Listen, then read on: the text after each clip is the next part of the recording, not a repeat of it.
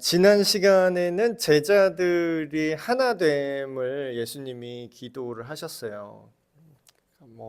어떻게 생각하면 기도하는 게 이게 걱정하는 거, 그런 것들을 하나님 앞에 아뢰게 되는 경우가 많은데, 제자들이 하나 되지 못한 모습을 알고 계신 예수님께서 그 앞으로의 제자들의 하나됨을 위해서 이제 기도를 하셨다면, 오늘 내용은 그걸 넘어서서 제자들의 거룩함을 위해서 기도를 해주세요. 그러니까 지난 시간에 이어서 오늘 17장 뒷부분은 예수님이 이제 하시는 기도의 내용을 이제 보는 건데, 지난 시간에도 말씀드렸지만 기도하는 내용을 보면 뭐가 그 사람이 뭘 중요하게 생각하는지가 이제 다 드러나죠. 근데 예수님이 지난주에 얘기했던 것처럼 예수님은 하나님이시잖아요. 그러면 하나님이신 예수님께서 기도하는 주제는 말을 할 필요도 없이 굉장히 중요한 주제라는 거죠. 그래서 우리가 기도를 할 때 나름대로 기도를 여러 가지를 하시잖아요. 여러 가지 기도 제목들을 가지고 기도를 하실 텐데, 예수님이 제자들을 위해서, 특별히 앞으로 후대에 있을 제자들을 위해서도 기도하신 내용 중에 거룩함이 필요하다는 것을 우리한테 이제 알려주시는 거죠. 이들이 거룩하게 하여 주시옵소서. 그래서 오늘 그 거룩함이 뭔가, 그것도 한번 좀 살펴보려고 합니다. 쭉 한번 가볼게요. 내가 아버지의 말씀을 그들에게 주었사오매 세상이 그들을 미워하였사오니 이는 내가 세상에 속하지 아니함 같이 그들도 세상에 속하지 아니함으로 인함이다. 이것도 이제 많이 나오는 주제인데, 세상에 속하지 않았다. 그래서 이걸 가지고 또 어떤 분은 또 하나님이 세상을 사랑하셨대잖아요. 요한복음 3장 16절에 하나님이 세상을 이처럼 사랑하셨다면서요. 그러면서 여기서 말하는 세상과 그 세상을 이제 구분하지 못하는 분이 있더라고요. 그래서 성경은 단어 하나 가지고 꼬투리 잡는 게 아니라요, 그 앞뒤 전체의 맥락으로 그 단어를 해석하셔야 돼요. 그래서 이런 식으로 이제 해석을 하면은 이제 말장난이 되는 거예요. 말꼬리 잡기가 되는 거죠. 그거 하나님이 세상을 사랑한다고 그래놓고 요한복음 3장 16절에는 사랑한다고 해놓고 여기는 세상에 속하지 아니었다는 게 이게 뭔 말입니까? 또 막 이래요. 그런 식으로 성경을 푸는 사람들이 이제 신천지들이 그 말장난을 많이 하거든요. 단어 하나 막 꽂혀가지고 그 단어를 여기다 걸었다 막 이러면서 자기식으로 이제 풀어요. 근데 그거는 전혀 의미가 없는 게, 똑같은 단어를 써도요, 앞뒤 맥락에 따라서 정반대의 의미를 가져갈 수 있죠. 그래서 여기서 말하는 세상은 우리가 흔히 알고 있는 하나님의 백성과 반대되는 개념의 세상입니다. 그러니까 하나님 나라에 들어있지 않은 하나님의 나라의 통치, 하나님의 통치와 하나님의 기준과 하나님의 사랑과 그런 하나님의 성품들이 있잖아요. 그 밖에 있는 삶의 모든 것을 세상이라고 말합니다. 이 단어는요. 근데 이제 요한복음 3장 16절에 나오는 하나님이 세상을 이처럼 사랑하사 때 그 세상은 우리가 흔히 알고 있는 그냥 이 전체적인 세상의 만물을 얘기하는 거예요. 그래서 똑같은 세상으로 번역된 단어지만 그 의미가, 요한복음 3장 16절의 세상은 하나님께서 사랑하시는 전체적인 피조세계로서의 세상이고, 여기서는 우리가 여기에 소속되면 안 될 부정적인 의미의 세상이죠. 그래서 세상이 왜 미워했다 그래요? 지금 제자들을 세상이 미워한대요. 그 이유는 아버지의 말씀을 예수님께서 그들에게 전달하셨기 때문에 세상이 미워한다라는 거예요. 이것도 그냥 풀어서 생각하면 이런 거죠.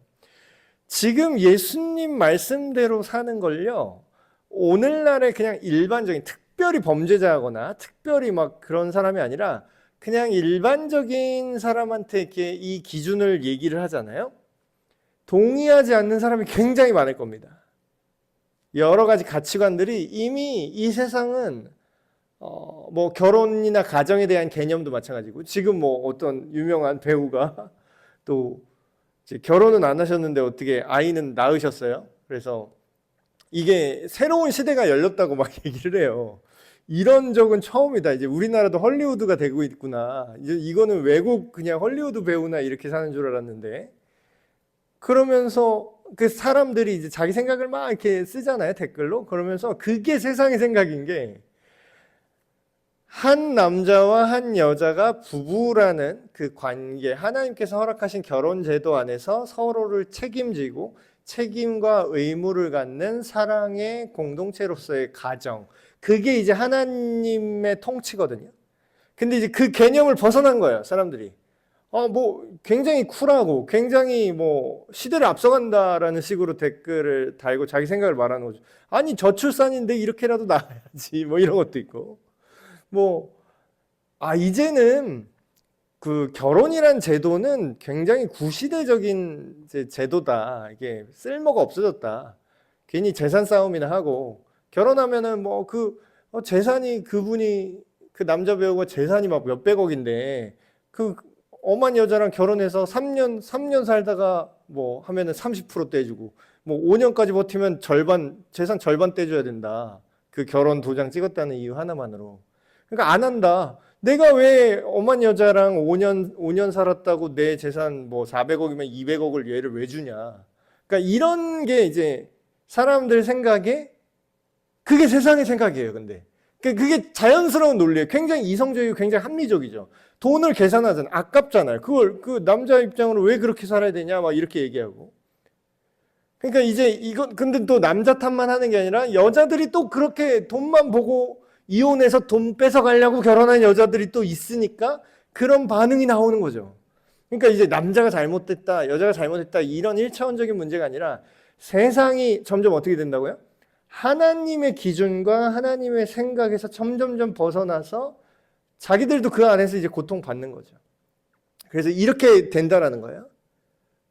근데 이제 미워하는 거죠. 예를 들어서 이런 사람한테 예수님의 말씀대로, 하나님의 말씀대로 가정에 대한 어떤 주제에 한정해서 이렇게 얘기할 수 있는 거죠. 야, 그래도 그 태어난 아이는 무슨 죄냐?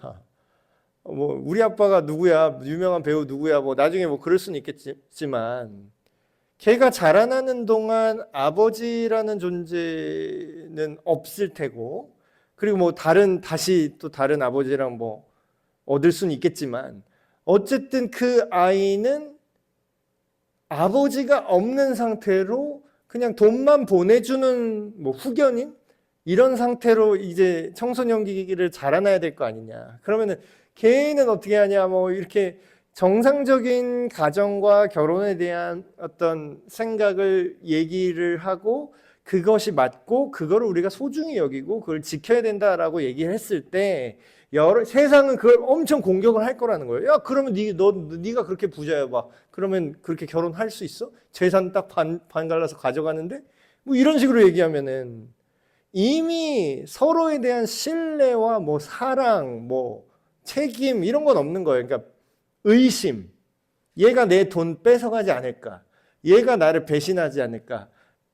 그거밖에 없는 거예요. 왜냐하면 사람들은 자기 눈에는, 그러니까 돼지 눈에는 뭐만 보인다고. 자기들이 그런 생각을 하니까 다른 사람들도 다 그렇게 생각할 거라고 생각을 하고, 그런 사람은 없을 거라고 생각을 하는 거예요. 그런 뭐 성경이 말하는 부부, 뭐 신뢰, 뭐 돕는 배필, 그런 게 요즘 세상에 있겠어 하면서 이제 그런 이제 함께 갈 수 없는 거죠. 그래서 미워하는 거예요. 정상적인 이런 가정에 대한 모델을 얘기하면 점차 말 안 통하는 옛날 사람, 뭐 이렇게 욕하기 시작하는 거죠. 조선시대에서 왔니? 뭐 이렇게 구시대적인 사람, 고리타분한 사람. 그러니까 세상에 속하지 않는다라는 거는 단순히 내가 교회에 다니고 뭐 술 안 마시고 담배 안 피고 뭐 이런 걸로만이 아니라 이런 모든 사람들이 하는 모든 분야에 걸쳐서 하는 생각들 있죠. 이게 안 맞을 거야. 앞으로 점점 더 안 맞을 겁니다. 그럼 제자들이 앞으로 이거를 겪을 거라는 거예요. 내가 비옵는 것은 그들을 세상에서 데려가시기를 위함이 아니요 다만 악에 빠지지 않게 보전하시기를 위함이니이다. 이게 내가 세상에 속하지 아니함 같이 그들도 세상에 속하지 아니하였사옵나이다. 여기까지 보면은 예수님의 의도를 우리가 잘 파악을 해야 돼요. 이게 예수님이 지금 이렇게 기도를 하신 거잖아요.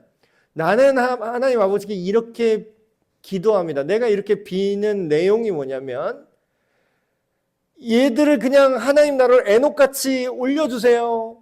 옛 선지자 에녹같이 하나님께 죽지 않고 하나님께 올려가서 엘리야 같이 이 세상을 떠나서 천국으로 바로 소환되게 해주세요. 그런 게 아니라는 거예요. 그럼 뭘 때문에 예수님이 기도한다고요? 그들이 세상에 있을 거라는 거예요. 그러니까 우리가 로마 카톨릭이랑 우리가 다른 게 뭐냐면요. 거기는 이제 수도원이잖아요. 수도원 운동이잖아요. 그러니까 우리도 뭐 기도원 문화가 있긴 있잖아요. 개신교도. 근데 이게 우리가 잘 생각을 해야 될 게 수도사적 영성이 필요하긴 해요.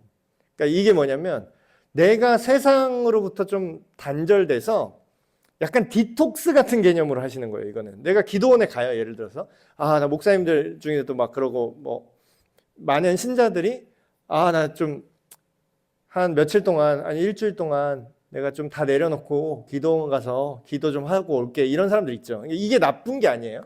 근데 이 개념을 어떻게 생각해야 되냐면 이거를 세상으로부터 도망가는 개념이 아니라 디톡스 같이 거기 가서 좀 빼는 거예요. 나의 그런 세상에 물든 나의 잘못된 가치관, 그러니까 정비를 받는 거죠. 내가 자동차라면 내가 정비소에 들어가서 점검을 하는 거예요. 여기에 때가 이만큼 끄고 엔진오일 여기 갈아야 되고요. 그거를 내가 기도와 세상과 이제 물리적으로 거리를 두면서 시간적으로 공간적으로 거리를 두면서 예수님도 그러셨잖아요. 한적한 곳에 가서 기도하셨죠. 사람들을 떠나서. 그게 나쁜 게 아니에요. 근데 문제는 그것만 좋아하는 분들이 있어요. 그러니까 그거를 세상 속에서 다시 정비를 받았으면 어떻게 해야 돼요? 다시 도로로 차 몰고 가셔야죠. 근데 정비소에 계속 있어. 계속 정비소에만 있어, 차가. 그러면 그 차를 타는 목적이 뭔가 잘못된 거죠. 나는 정비소 안에 차를 박아놓으려고 차를 뽑은 게 아니라 뭐예요? 도로에서 달리려고 차를 정비를 하러 간 거잖아요. 그런 것처럼 우리가 때로는 수도원적인 영성이 필요해요. 세상의 때를 빼고 어떤 기도원에 들어가서 다시 말씀으로 다시 기도의 시간을 통해서 하나님께 집중하는 그 영적인 디톡스가 필요합니다. 근데 그거는 우리가 세상에서 예수님의 말씀대로 살아내기 위한 수도사적 영성이지, 이거 되게 잘못 생각하시는 분들이 있어요. 그러니까 밖을 안 나가려고 하는 분들이 꽤 많아요. 그러니까 이게 좀 양극화되는 것 같아요. 교인들이, 그러니까 크리스찬들이 이게 두 갈래로 이게 양극화가 되는 게, 하나는 완전히 세속화돼요. 그러니까 딱 이거죠. 세상에 그냥 빠져버려요. 세상에 그냥 물들어 버려요. 그러니까 교회인지 여기가 세상인지 알 수가 없어요. 성경에 보면 예를 들면은 고린도 교회가 딱 그 느낌이거든요. 고린도 지역이 굉장히 문란한 지역이었다고 합니다. 굉장히 성적으로 그러니까 문화가 그래요. 거기는 이방 신들의 그 제사나 그런 것들이 이제 되게 성행했던 지역인데, 거기 제사 방식이 우리식으로 말하면 그냥 성매매를 하는 거예요. 근데 그게 그 신의 예배 방식이래. 근데 그 고린도라는 그 한 성, 그 지역의 문화가 그러기 때문에 그 지역에는, 그러니까 여자들이 이제 돌아다니면 다 창녀들이 돌아다니는 거예요. 예를 들면. 그러니까 우리식으로 말하면 율락가에 있는 교회인 거예요. 율락가, 막 유흥업소가 막 있는데 교회가 거기 있는 거예요. 고린도 교회는 예를 들면 그런 느낌인 거죠. 근데 바울이 뭐라 그래요? 고린도 교회. 야, 니네 너 예수 믿는 거 맞지? 예수님이 너희의 죄를 위해서 피까지 흘리셨는데 너희 안에, 교회랍시고 너희 안에 음행이 버젓이 일어나고 있는데도, 교회 안에 서로끼리 음행이 버젓이 일어나고 있는데 그게 괜찮은 줄 알고 그냥 예배드리는 애들이 있대더라? 이 얘기를 하는 거예요, 편지에서. 그러니까 구분을 못한 거예요. 자기가 교회를 출석하는 그리스도인이라고 자기는 생각을 하면서도 그 시대의 문화가 너무 자연스러운 거예요. 우리가 이렇게 얘기하면 뭐 성매매니까 너무 심했네 이런 얘기 하잖아요. 굉장히 안 좋은 그런 거는 막 밤의 문화잖아. 막 우리는 이렇게 생각하잖아요. 이렇게 비유하면. 근데 그 지역은 그게 낮의 문화예요. 낮에 그렇게 성매매라고 생각을 안 해요. 그거는 어떤 제사 의식이라고 생각해요. 그러니까 우리 옛날에 그 제사상 차려놓고 명절 때 제사 절하죠. 그런 느낌으로 하는 거예요. 성관계를. 그러니까 죄의식이 없어요. 그러니까 옛날에 우리나라도 그랬잖아요. 막 제사하는 거에 대해서 그 제사는 그냥 조상한테 예의 차리는 거지 이게 무슨 우상숭배예요. 그랬잖아요. 그게 전혀 죄라고 생각을 못 해요. 그 의미를. 그러니까 그런 느낌인데 아예 그렇게 세속으로 빠져버린 얘가 있다면 또 하나의 반대 예는 뭐냐면 반대극단. 세상을 안 나가시려고 그래. 그러니까 맨날 교회만 와. 그러니까 교회 오는 게 잘못된 게 아닌데 맨날 기도원만 다녀. 그러니까 근데 되게 위험한 건 뭔지 아세요? 본인이 되게 영적인 줄 알아. 본인이 되게 그리고 다른 사람 막 정죄해요. 쟤는 기도도 별로 안 해. 나는 기도 몇 시간 하고 내가 금식기도 40일 금식기도 내가 몇 번 했구나. 기도원 막 거의 한 달에 한 번씩 다녀 막 이래요. 심지어는 어떤 분은 막 명함까지 파서 막 나 금식기도 몇 회 했음 막 이러고 다녀요. 그거 묻고 싶어요. 그거 왜 하시는 거예요? 왜? 예, 그렇죠. 음.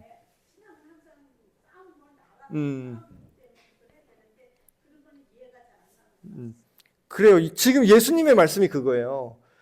그 사람들의 잘못된 점은 뭐냐면요. 자기가 세상 속에 살면서 지금 제자들한테 이제 예수님이 원하시는 걸 기도로 하는 건데 세상 속에 있으면서 악에 물들지 않으면서도 그 안에서 복음의 증인으로 살아내는 삶을 제자들한테 지금 예수님 원하시는 건데 그 사람들의 착각, 이쪽 극단에 있는 사람들은 뭐예요? 세상을 등지는 게 거룩한 줄 알아요. 그럴 거면은 예수님이 사역을 안 하시고 그냥 변화산 그 기도원에서 그냥 거기 그 산에서 그냥 기도만 하셨겠죠. 그리고 예수님은 그렇게 기도만 하러 사람만 피한 게 아니라 때로는 내려오셔서 거의 사실 때로가 아니라 대부분의 낮 동안에는 사람들 만나러 다니시고 사마리아 여인 만나러 가시고 세리 만나러 가고 그래서 오죽했으면 별명이 죄인들의 친구예요. 하도 세상 속에서 사람들을 만나고 다녀서. 그래서 이거를 우리가 잘 이제 기억을 하셔야 된다는 겁니다. 세상에 속하지 않았지만 세상 속에서 살아야 되는 그 균형. 그들은 진리로 거룩하게 하옵소서. 그들을 진리로 거룩하게 하옵소서. 아버지의 말씀은 진리니이다. 자, 세상에 이게 질문에 대한 답을 그냥 예수님이 바로 주시죠. 세상 속에서 우리가 살아야 되잖아요. 근데 또 악에 물들면 안 되잖아요. 어떻게 우리가 거룩하게 이 세상 속에서 하나님 닮은 그 삶을 유지할 수 있을까요? 타락하지 않고. 최근에 막 최근뿐만 아니죠. 옛날부터 막 타락한 그 내용을 너무 많이 듣잖아요. 우리가. 사역자들 타락한 얘기, 막 목사님들 막 범죄한 얘기. 그 찬양 인도자 막 그 얘기 들었는데 굉장히 유명한 찬양팀의 그 찬양 인도자 중에 하나가 그 자기한테 잘 보이면 뭐 음반 뭐 찬양 음반 자기가 뭐 제작해 준다고 뭐 그래갖고 약간 성추행도 하고 막 그랬대요. 근데 그게 그냥 일반 음악에만 그런 게 있는 줄 알았는데 예배 음악 뮤지션이 그런 사람이 있었어요. 그래서 그 사람 지금 뭐 잘렸거든요. 근데 이제 이런 얘기를 듣잖아요. 그러면 우리가 그 사람 나쁘네 이렇게 얘기할 수가 있어요. 너무 쉽게. 나는 안 그랬으니까. 아직은 안 그랬죠. 이 얘기가 이게 굉장히 뼈 때리는 얘기인데요.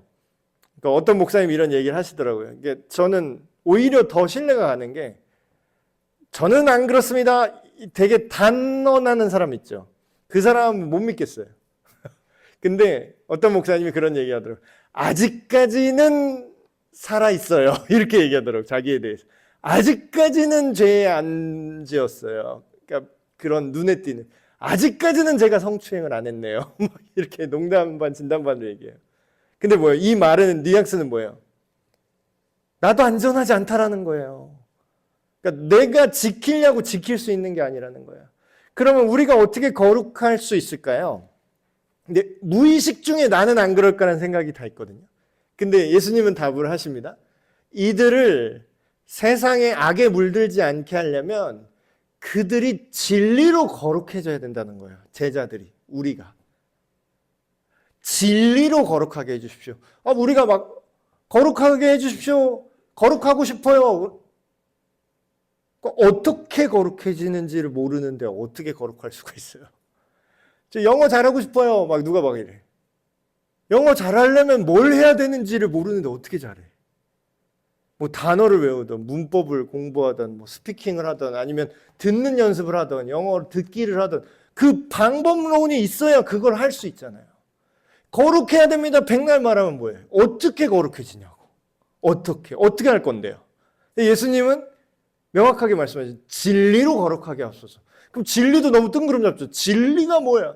온갖 오만 사이비 이단들이 다 지가 진리라는데. 어떤 사람은 또 막 농담 반 진담 반 치킨이 진리래요. 맛있다고. 그럼 뭐가 진리예요?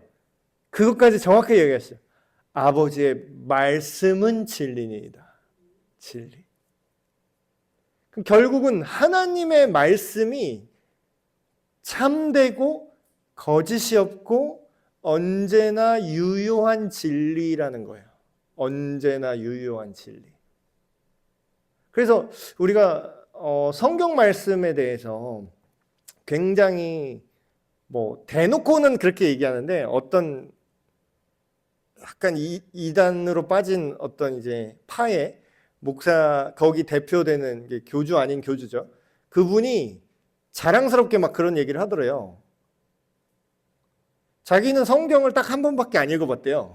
처음부터 끝까지. 근데 이제 거기에 수장이셔. 그러면서도 성경은 그 세부 내용만 전체적인 흐름만 알면 되지 뭐 그렇게 다 많이 읽은 필요 없다. 그러면서 자기가 그렇게 공공연하게 얘기를 하고 다녔다고 하더라고요. 근데 자기가 솔직하게 한 번밖에 안 읽었다고 말한 것처럼 실제로 그러신 것 같아요. 한 번밖에 안 읽으신 것 같아. 하는 말들을 보면. 너무 헛술해. 그리고 교리도 굉장히 편향적으로 얘기를 해요. 그리고 결국 이단이 되셨더라고, 그분이. 그러니까 뭐냐면 내가 다 안다고 생각하면 되게 위험해요. 책을 한 권만 읽은 사람이 제일 무섭다니까. 근데 진짜 진리를 우리가 접하면요. 하나님 말씀을 우리가 접하잖아요. 그러면 이거를 봐도 계속 새로워요. 그러니까 이때 본 거랑 시간이 지나서 본 거랑 그 처음 본 거랑 두 번째 본 거랑 제가 영화나 무슨 드라마나 뭐 만화책이나 한 번 본 거는 절대 두 번 안 보거든요. 아무리 재밌어도 두 번 안 봐요, 저는. 그냥 봤던 거를 왜 또 봐? 시간 아깝게. 내용 다 아는데 왜 보는 거지? 약간 이런 느낌인데 성경은 뭐 계속 보면은 볼수록 물론 내용이 바뀌는 건 아니죠. 내용이 바뀌는 건 아닌데 내가 못 알아챘던 그 통찰이 계속 나와요. 그러니까 진리를 하나님의 말씀으로서의 그 진리는 굉장히 입체적이고요. 저는 막 그렇게 농담 반 진담 반으로 그런 얘기를 해요. 평생 심심할 일은 없겠다. 죽을 때까지. 왜냐하면 계속 성경을 다루는 어쨌든 직업 아닌 직업이잖아요. 이게 심심할 일이 없어요. 계속해. 뭐 어떤 사람은 그 66권 뭐 뻔한 거 뭐 그걸 뭐 평생 하냐. 불교는 뭐 경전이 8만 대장경이다. 아니요. 봐도 새로워요. 계속 몰랐던 그 진리의 깊이가 계속해서 나옵니다. 그래서 우리는 겸손하게 되고 하나님의 말씀인 성경 말씀을 우리가 겸손히 계속 알게 되고 깨달은 그 펼쳐지는 면면을 우리가 볼수록 우리가 계속해서 낮아질 수밖에 없어요. 그리고 이제 죄에 대해서도 굉장히 민감해지고 제자들의 모습이 실제로 이렇게 됐거든요. 전에 베드로가 뭐라고 그랬어요? 처음에는 굉장히 단언했어요. 제가 주님을 위해서 죽을 수도 있습니다. 저는 주님을 결코, 모든 사람이 다 주님을 버려도 저는 주님을 버리지 않을 겁니다 하고 굉장히 호언장담했어요. 근데 막 배신 때리고 3번 모른다고 하고 막 욕하고 다 털린 다음에 나중에 요한복음 마지막 장인데 거기서 부활하신 예수님 찾아왔을 때 만나서 베드로가 나중에 어떻게 돼요? 저는 그 변화가 굉장히 진리이신 그분을 알아가는 과정을 굉장히 잘 설명하고 있구나. 처음에는 굉장히 대단한 것 같아요. 내가 막 다 할 수 있을 것 같아. 내 믿음. 그래, 믿음. 근데 이제 조금 더 들어가면 몇 번 얻어 터지면 무슨 생각이 들어요? 와, 내가 선하려고 선할 수가 없구나. 내가 다른 목사들 막 타락했다고, 다른 뭐 사역자들 타락했다고 막 쉽게 얘기했지만 내가 그 상황에 안 와봐서 아직 목숨이 붙어 있는 걸지도 모르겠다, 이런 생각이 드는 거죠. 그 상황이 오면 어떻게? 그러니까 자기가 착한 줄 아는 사람들은 그런 얘기를 한번 생각을 해보셔야 돼요. 당신이 정말로 꼭지가 돌아서 뚜껑이 열려서 사람을 죽이고 싶은 마음이 드는 상황에 안 와본 걸 수도 있잖아요. 그 상황에 오면 어떻게 할 거예요? 그래서 마지막에 이제 베드로가 예수님을 다시 부활하신 예수님을 만났을 때 굉장히 자신이 없이 대답하죠. 네가 나 사랑하니? 하고 물어보니까 전에 같으면 어떻게 얘기해요? 그럼요, 주님. 당연하죠. 막 이렇게 얘기했을 텐데 말을 못 해요. 그러니까 사실은 제 진심은 사랑하는 줄 아시죠? 이렇게 대답해요. 왜냐하면 자기가 실력으로 그걸 증명 못했으니까. 그러니까 우리가 근데 진리의 말씀이 우리 안에 체득되고 경험적으로 계속하면은 그 자신감 없었던 그 제자들도 거룩하게 될 수 있고 나중에는 자기를 십자가에 매달리는 상황이 와도 부인을 하지 않아요. 그러니까 거룩하게 되는 거죠. 그 말씀으로. 아버지께서 나를 세상에 보내신 것 같이 나도 그들을 세상에 보내었고 또 그들을 위하여 내가 나를 거룩하게 하오니 이는 그들도 진리로 거룩함을 얻게 하려 함이니이다. 그러니까 거룩하게 하는 이유도 있어요. 아까랑 연결돼서 이제 이해하시면 딱 좋은 게 우리가 막 거룩해야 돼. 교회 안에서 특히 이제 믿는 사람 공동체 안에서 그런 얘기 굉장히 많이 하죠. 물론 밖에서는 이런 얘기를 아예 하지조차 않으니까.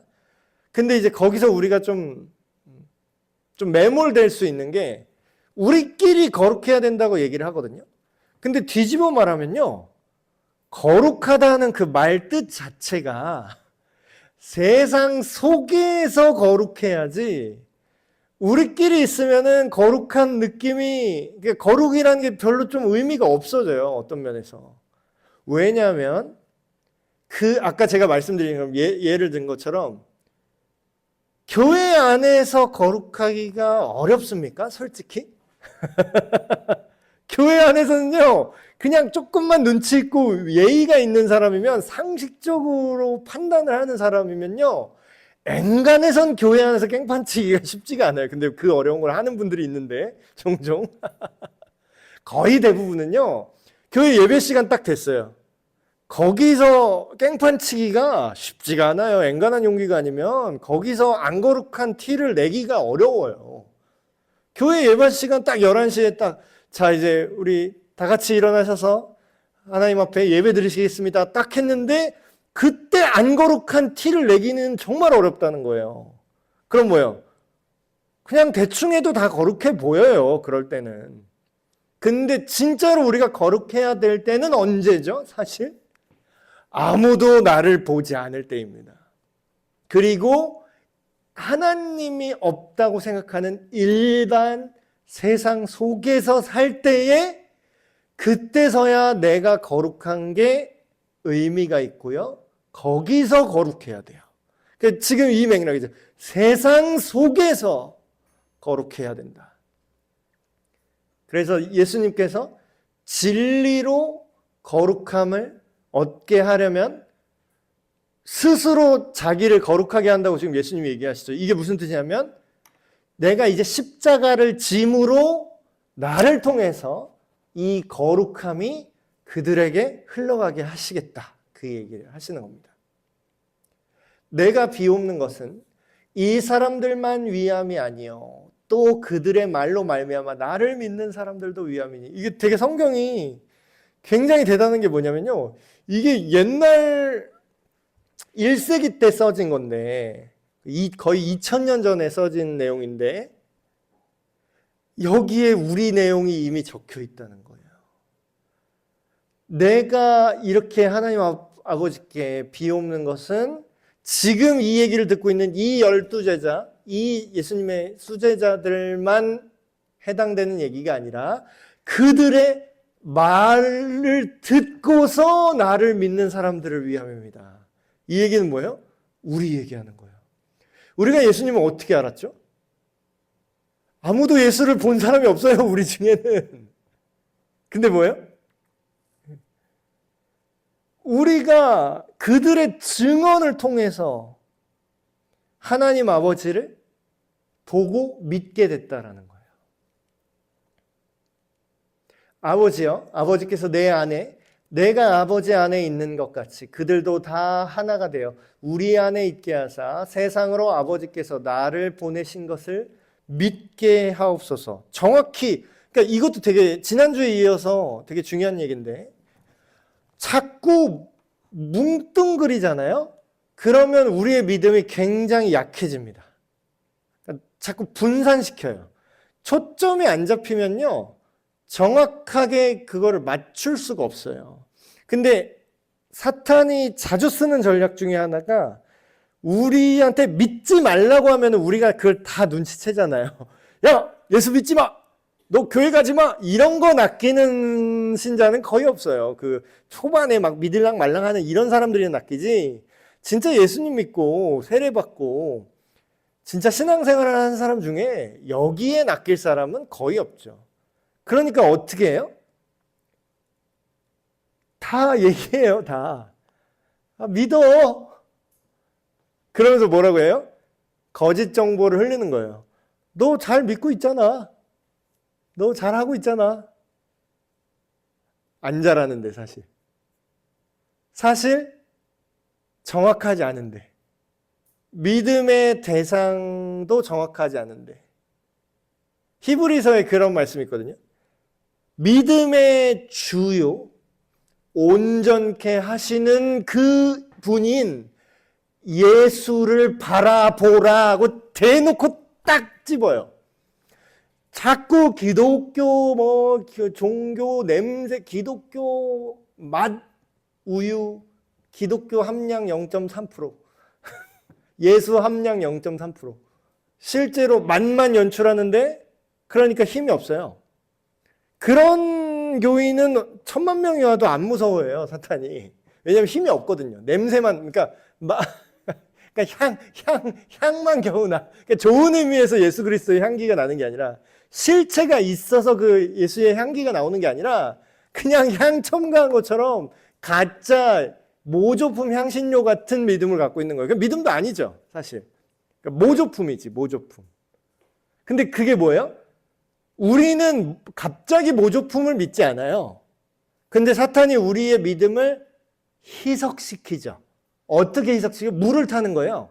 복음에 예수 그리스도의 말씀에 이게 순수한 하나님 말씀, 진리이신 하나님 말씀, 이게 원액이 딱 있어요. 그럼 이게 우리를 거룩하게 하고 이게 우리를 진리로 이끄는 건데 여기에다가 물을 타요. 이걸 먹지 말라고는 말을 못하니까 그래 교회 가, 그래 예배 드려, 그래 신앙생활 해, 그래놓고 여기다 물을 막 타요.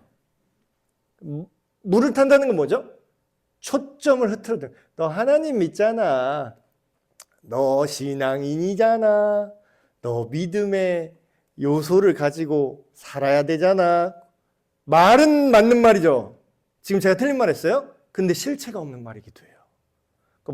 그러니까 저는 이 얘기를 옛날에 그 청년부 가르칠 때 계속 이 얘기를 했어요. 아니 그러니까 어쩌라고. 초점이 명확하지 않잖아요. 내가 신앙의 초점이 명확하지 않으면 누가 와서 너 신앙생활 하는데 그래서 넌 뭐 하겠다는 거야? 네가 믿는 게 뭐야? 라고 얘기했을 때 말을 못해요. 왜냐하면 너무 뭉뚱그려 놨거든요. 근데 지금 뭐라고 얘기해요? 예수님이 뭘 믿어야 될지, 뭐가 핵심인지를 딱 짚어서 얘기해요. 예수님께서 하나님 아버지 안에 있고 아버지가 예수 그리스도 안에 있어서 하나 되신 것 같이 사랑의 관계, 살아있는 관계, 서로 마음과 생각이 통하는 관계 안에 있는 것 같이 요거를 믿는 거는 뭐라고요? 아버지께로부터 예수 그리스도를 세상에 보내셨다는 것을 믿는 거예요. 그러니까 요게 핵심이라고요. 정확한 그 포인트라고요. 아버지께서 예수님을 믿는 자에게 진리가 이루어지고 하나님의 성품이 그 사람 안에서 활성화가 되고 그래서 거룩해지고 그게 예수 그리스도를 믿는 게 열쇠라고요. 그게 길이라고요. 그게 진리고 생명이라고. 그 길을 가지 않으면 그 길만 모호하게 만들면 뭐예요? 능력은 발휘가 되지 않습니다. 그래서 성경은 굉장히 분명하게 얘기해요. 아주 대놓고 얘기해요. 심지어 너무 이거 좀 너무 배타적인 거 아닌가 싶을 정도로 굉장히 세게 말합니다. 내가 곧 길이요 진리요 생명이다. 나를 통하지 않고는 아버지께로 갈 수 없다. 이 얘기 똑같은 얘기잖아요. 지금 표현만 다르지 똑같은 얘기예요. 예수가 아버지 안에, 아버지가 예수 그리스도 안에 하나이신데 성부, 성자, 성령 삼위로 존재하시는데 이게 우리 안에 이루어지려면, 믿는 자 안에 이루어지려면 어떻게 해야 돼요? 예수 그리스도를 이 세상에 보내셔서 그가 우리 모두의 죄를 위해서 십자가에 달리셨다라는 것을 믿어야 요게 활성화된다는 거죠. 그러니까 예수 그리스도의 십자가 복음이 기본기인데 이게 믿음의 시작이에요. 이걸 믿어야 시작이 되는 거예요. 근데 이게 끝이기도 해요. 왜냐하면 여기서부터 공급되거든요. 자, 우리가 생각을 해볼 때 원래 죽어있던 가지인데요. 성경에 있는 비유 그대로 말씀드릴게요. 가지가 젖붙임을 받는다고 성경에 나오죠. 원래 돌 감람나무인데 원래 그냥 진짜 안 좋은 맛도 없는 열매가 맺히는데 얘 가지를 진짜 좋은 감람나무 원 뿌리에 딱 연결을 했어요. 젖붙임했어요. 그러면 열매가 지금 아직 맺히든 안 맺히든 이 죽어있던 가지가 사는 거는 언제부터 사는 겁니까? 사실상 붙자마자 사는 거잖아요. 사실상 이게 시간 문제잖아요. 열매는 그냥 맺히는 거고 붙어 있냐 안 붙이느냐가 되게 중요한 거죠. 그러니까 이것도 똑같이 우리가 예수 그리스도를 믿느냐 안 믿느냐, 그게 처음에 딱 믿을 때 딱 이 시점이 처음이자 끝이에요. 근데 뭐예요? 시작이기도 해요. 그래서 이게 굉장히 핵심이고 요거를 우리가 여기에 집중을 하셔야 돼요. 내게 주신 영광을 내가 그들에게 주었사오니 이는 우리가 하나가 된 것 같이 그들도 하나가 되게 하려 함이니이다. 제자들이죠. 그 후대에 이 말씀을 듣는 우리를 포함해서 하시는 얘기예요. 곧 내가 그들 안에 있고 아버지께서 내 안에 계시어 그들로 온전함을 이루어. 여기 아까 거룩함이랑 똑같은 뜻입니다. 거룩하다는 건 결국 뭐예요? 하나님의 가치관대로 온전하다라는 거예요. 온전함이 실수를 하나도 안 하는 완벽무결하다는 게 아니라 그 중심의 생각과 가치관과 방향성이 하나님과 일치하기 시작했다는 걸 말합니다. 아까 얘기했잖아요. 붙어 있으면 그 시점부터 산 거긴 하죠. 그러니까 내 아직 실력은 안 돼요. 예를 들어서 내가 예수님 믿은 지가 얼마 안 됐어. 예를 들어서 내가 이 복음이 믿어진 지가 얼마 안 됐어요. 그래도 뭐예요? 여전히 옛날의 습관이 남아있죠. 갑자기 막 안 좋은 습관, 평생 해온 나쁜 짓이 갑자기 떨어지진 않아요. 근데 어때요? 그때부터 시작된과 동시에 뭐예요? 온전함에 내가 연결됐기 때문에 나는 거기서 이제부터 공급이 들어오는 거죠. 온전함을 이루어 결국 뭐예요? 온전함의 그 핵심은 뭐냐면 하나가 되는 게 핵심입니다. 붙어져서 원 가지랑 하나가 됐죠. 그러니까 우리가 예수님을 믿을 때에 하나가 된다는 개념이 없으면 진짜 믿음이 아닌 거예요. 저 옛날에 제가 믿는다고 착각했는데 사실 믿는 게 아니었다는 말씀을 드리면서 제가 이런 생각을 했어요. 믿어요. 믿는다고. 동의한다고. 뭐 예수님이 십자가에서 뭐 죽고 다시 부활하셨다고 그런가 보지 뭐.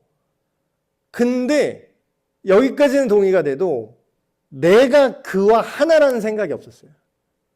내가 그분의 생각 안으로 들어가야 되고 그분의 가치관과 태도가 내가 그걸 사랑하게 돼서 와 나도 저렇게 되고 싶다 이런 게 없었어요. 막 예수를 위해 삽시다 막 그런 찬양 가사 있잖아요. 예수를 날마다 주를 섬기며 언제나 주를 기르며 그 사랑 안에 살면서 뭐 예수를 위해 삽시다 뭐 이런 가사 있잖아요. 거기에 동의가 안 되더라고. 예수를 위해서 사는 건 너무 오바 같은데. 근데 이제 예수를 위해서 산다는 게 다 목사가 돼야 된다. 막 다 재산 다 팔아서 막 교회에다 바쳐야 된다. 이런 게 아니에요. 다 하던 일 때려치고 다 선교사로 나가야 된다. 이런 게 아니라고요. 그 안에서 하나가 된다는 거예요. 내가 예수님 안에 하나가 된다는 건 내가 그냥 가정주부로 살던 내가 어떤 직장을 다니던 그 안에서 내 마음과 생각이 하나님과 연결됐다는 거예요. 예수님이라면 어떻게 하셨을까? 예수님이라면 어떤 결정을 하셨을까? 예수님이라면 내 자녀를 어떻게 대하셨을까? 그런 것들이죠. 아버지께서 나를 보내신 것과 또 나를 사랑하심 같이 그들도 사랑하신 것을 뭐라고요? 여기서는 그 요한복음 3장에 나온 그 세상이랑 똑같은 의미죠. 세상으로 이 온 세상 사람들로 하여금 알게 함이로소이다. 그러니까 굉장히 명확해져요. 그러니까 요한복음을 잘만 읽어도 우리가 믿음이 굉장히 선명해지거든요. 근데 이거조차 안 해 사실. 그러니까 이것만 해도 굉장히 좋아져요 우리가.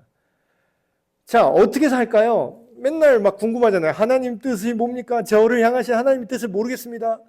맨날 모르겠대. 그런데 써있는 하나님 뜻은 굉장히 간단해요. 지금 뭐예요? 세상으로 알게 하려고 제자들을 보낸다라는 거잖아요. 그럼 우리가 예수님 믿었다가 자꾸 개인 구원의 차원에서 나 예수 믿고 나 이제 죽어도 지옥 안 간다. 와우. 여기서 자꾸 머물러요. 이게 틀린 말은 아닌데 굉장히 1차원적인 개념이고 우리가 어떻게 살길 원하세요?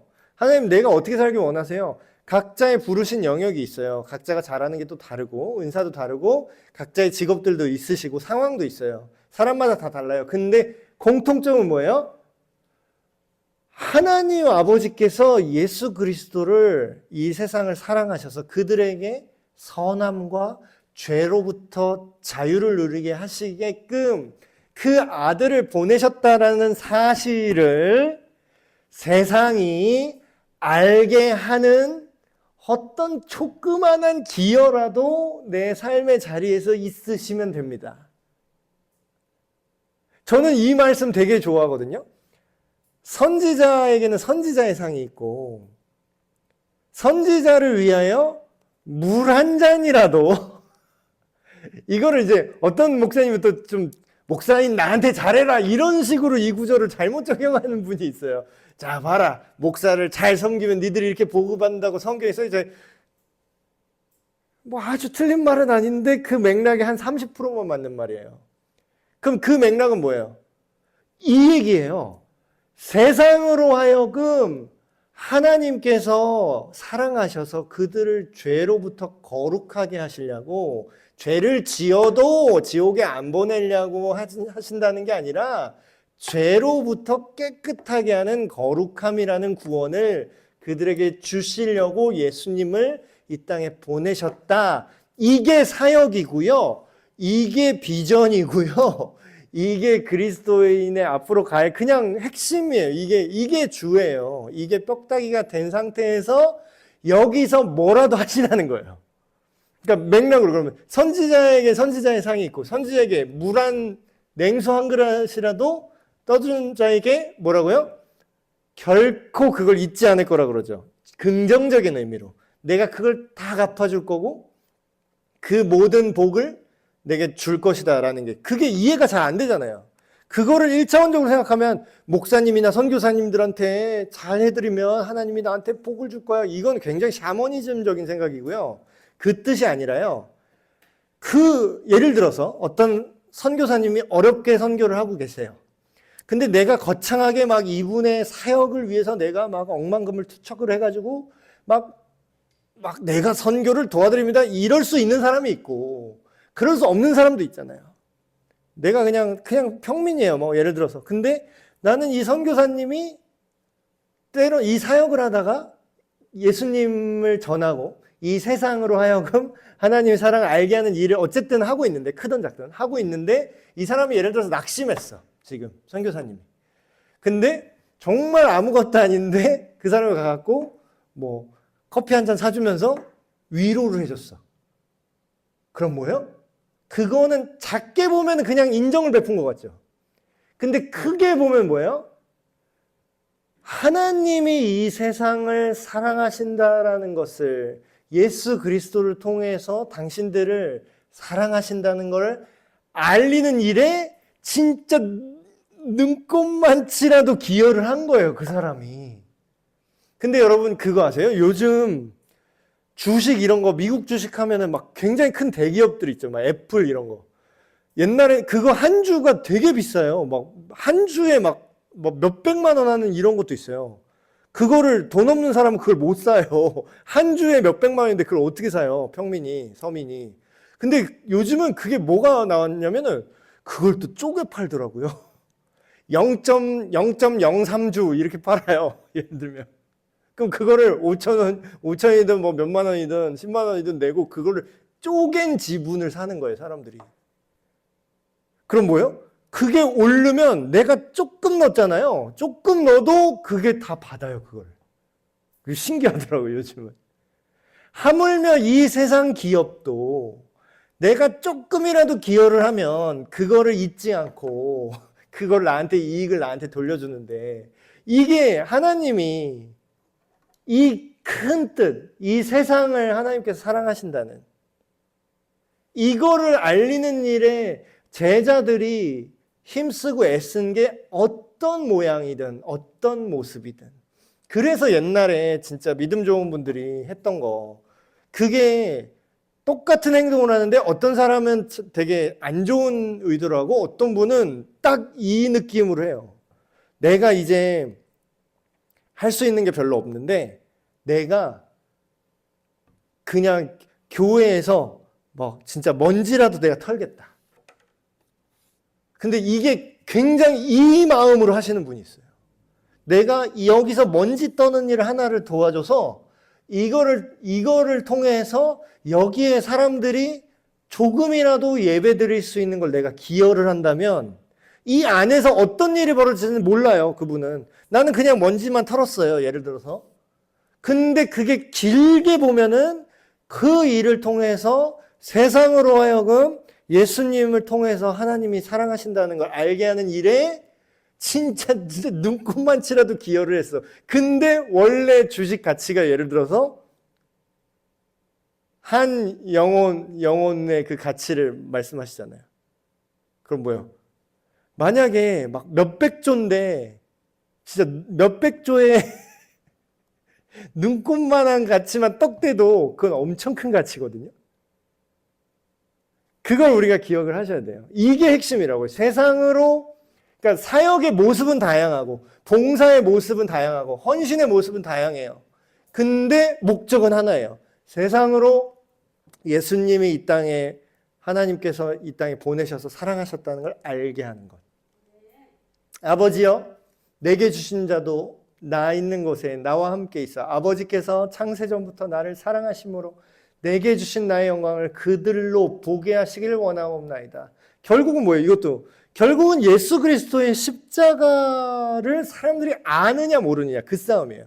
그 의미를 아느냐 모르느냐 그걸 깨닫느냐 못 깨닫느냐? 그걸 믿느냐 안 믿느냐? 그것으로 사느냐 그 밖에 있느냐? 그 싸움인 거죠. 의로우신 아버지여 세상의 아버지를 알지 못하여도 나는 아버지를 알았사옵고 그들도 아버지께서 나를 보내신 줄 알았사옵나이다.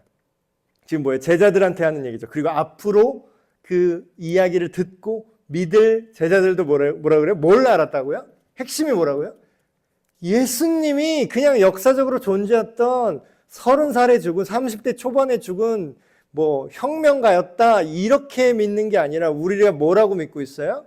하나님께서 보내신 하나님의 아들 구원자시라고 우리가 알게 됐잖아요. 미래에 있을 후대의 제자들인 우리들도 내가 아버지의 이름을 그들에게 알게 하였고 또 알게 하리니 여기서 말하는 아버지의 이름 제가 전에 계속 말씀드리죠.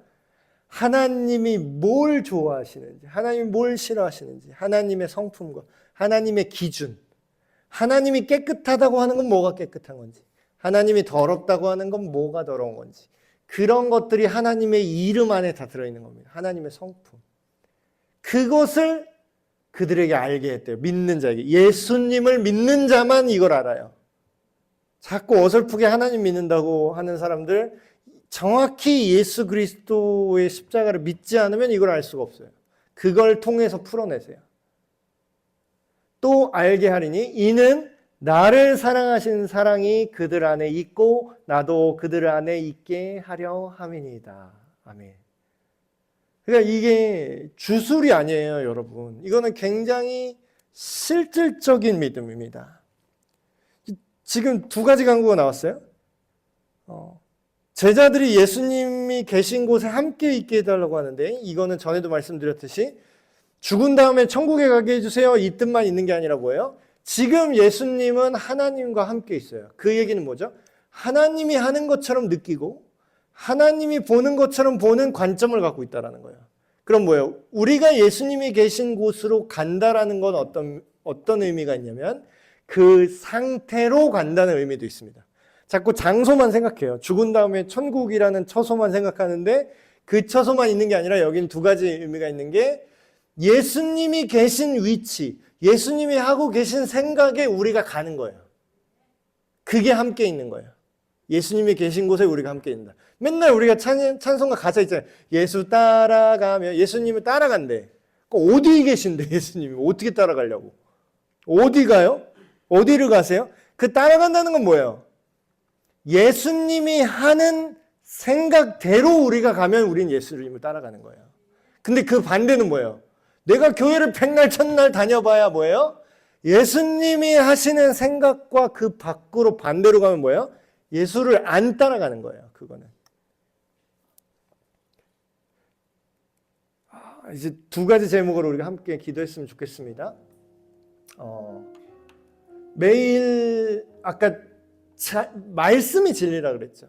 그 진리로 거룩하게 우리가 거룩할 수 있다고 그랬는데 매일 하나님의 말씀을 우리가 묵묵히 읽고 느끼고 생각하면서 거룩한 삶을 세상에서 교회 예배 시간만 거룩한 게 아니라 세상에서 우리의 가정에서 우리의 직장에서 그곳에서 주님을 닮은 거룩한 삶을 사는 그 실력을 우리에게 주십시오. 실력은 어떻게 길러지죠? 연습 안 하는데 어떻게 실력이 생겨요? 영어 공부를 안 하는데 어떻게 영어를 잘해요? 성경 말씀을 묵상하지 않는데 어떻게 거룩해집니까? 우리가 이 주님의 말씀을 사모하고 이걸 통해서 세상 속에서 주님을 닮은 실력이 나오게 하여 주시옵소서. 두 번째 기도 제목, 주님의 말씀이 진리인데 그 말씀이 우리 안에 자리를 잡아야만 우리가 예수님과 하나가 될 수 있습니다. 예수님이 계신 곳에 우리가 어떻게 가요? 지금 승천 못 하잖아요. 근데 우리는 갈 수가 있어요. 예수님의 생각에 우리의 생각이 가면 우리가 하나가 될 수 있습니다. 예수님의 사랑이 뭔지 그 안에 우리가 하나가 되게 해주십시오. 이 시간 한 마음으로 기도하시겠습니다.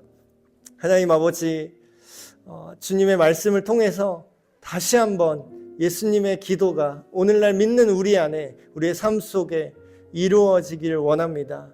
우리가 매일의 삶 속에서 진리이신 하나님의 말씀을 가까이 하고 계속해서 묵상하면서 그것을 통해서 우리의 삶 속에서 거룩함이 이루어지게 하여 주시옵소서. 우리의 실력이나 우리의 의지로는 도저히 거룩할 수 없음을 고백합니다. 우리가 아직 죄를 짓지 않았다고 자신하지만 그런 시험에 드는 상황, 악한 상황이 우리에게 다가왔을 때 우리 역시 여지없이 무너질 수 있음을, 그 연약함을 고백합니다. 날마다 주님의 말씀으로 우리를 가르쳐 주시고 우리를 깨닫게 하여 주시옵소서. 그리고 바라고 원하기는 주님의 진리 안에서 예수님의 마음과 생각을 알게 하시고 그 예수님과 한 마음, 한 뜻, 한 생각이 되게 하여 주시옵소서. 하나님 아버지, 사랑하는 에베네셀 교회 한 사람 한 사람이 오늘 예수님의 기도처럼 주님의 말씀을, 그 증언을, 후대에 전파된 그 증언을 우리가 듣고 믿고 우리도 제자가 되었습니다. 후대의 제자인 우리에게 이 예수님의 기도가 온전히 응답되게 하여 주시옵소서. 이것이 우리의 삶 속에 이루어지게 하시고 또한 우리의 후대에 주님 다시 오실 때까지 이어질 그 믿음의 미래 세대들에게 이 주님의 기도가 계속해서 이어질 수 있도록 주님 복음의 증인되게 하시고 주님 진리이신 말씀 안에서 살아가게 하여 주시옵소서. 모든 말씀 우리 주 예수 그리스도의 이름으로 기도하옵나이다. 아멘.